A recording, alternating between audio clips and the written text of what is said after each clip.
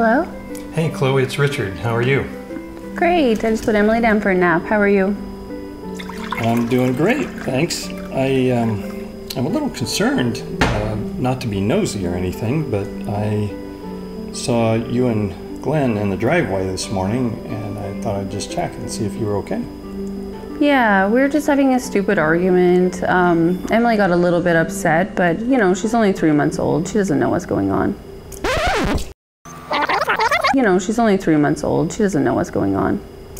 So why was I so shocked at what Chloe said? Because what you'll hear next, what I knew, was Dr. Kiley Hamlin's research.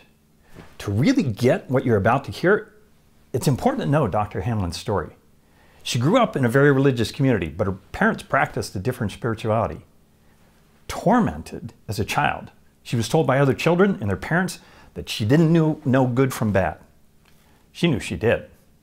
So imagine the passion which ultimately took her to Yale to obtain her doctorate degree to answer the question, at what age do children start making moral judgments about the world around them? I have started studying what infants understand, if anything, about the social world, and in particular, a really important aspect of the social world, and that is the moral world. So individuals and actions that are good versus bad, what we would call right versus wrong, people being nice to each other versus being jerks to each other. In this study, a little circle character, we call him the climber, he tries but fails to climb up a steep hill a number of times. So he keeps moving about halfway up the hill and then falling back to the bottom and then moving halfway up the hill again and falling back down. The climber is helped by the, in this case, blue character who comes and just bumps him up from the bottom, allowing him to reach the top, allowing him to reach his goal. On other events, the climber tries and fails to get up the hill. This time, the climber is harmed or hindered in his goal, in this case by a yellow character who comes and bumps him down to the bottom of the hill. Aww. Overall, we wonder whether babies will, on average, prefer helping characters to harming characters.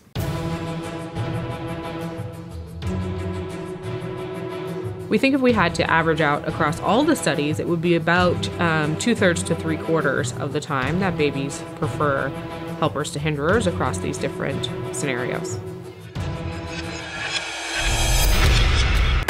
All right, you know what? I don't buy it. I mean, like, it could very well be just as likely that he's choosing the blue square only because he prefers blue, not because of making some kind of moral judgment. He likes blue. That's just the way it is. Some babies will see the blue character being the helper.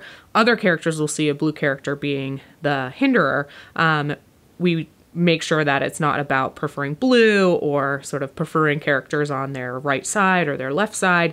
We've also asked whether babies prefer helpers to harmers in a variety of other scenarios.